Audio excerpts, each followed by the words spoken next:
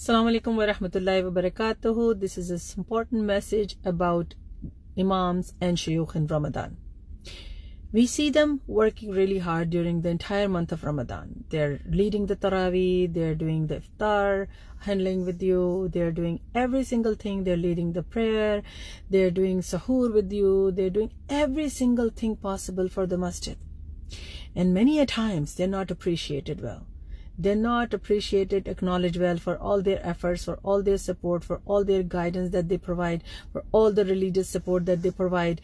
They are the people who actually keep your masjid alive for you, with bismillah, for Allah's sake, right? So we need to appreciate them more. We need to, we need to acknowledge them more. We need to say thank you more. So this Ramadan, my request for you is to say Jazakallah khair to every Imam who comes across you. Every single time you go to masjid, you see a Maulana, you see a Hafiz, you see an Imam. Say Jazakallah khair for all your service to the community. Say Jazakallah khair for all your service to the Ummah. Say Jazakallah khair for everything that you do. They leave their families behind. They don't care about their household. They don't care about their food even. Like, they're provided with wonderful food at each iftar.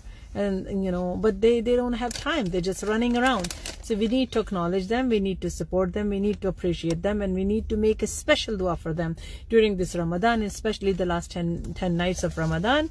We need to make a special dua for them so they can be rewarded by Allah subhanahu wa ta'ala, and all your duas will be with them. Just like they make dua for you and the entire community together, they make dua for you and the entire ummah together. We need to actually keep them in our duas too. And remember, these Imams are human beings. So please, please, please, please, please expect human errors and humanly possible mistakes from them. Do not treat them as aliens. Do not treat them as people who are immune from mistakes, who are error-proof or mistake-proof.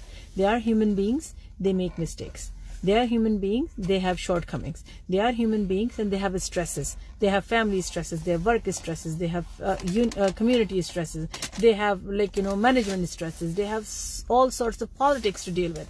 So imagine this kind of pressure and appreciate it even more. So if they make a mistake, don't just call out on them, say, oh, you know what, you cannot do mistakes because you're an Imam. They're human beings, right?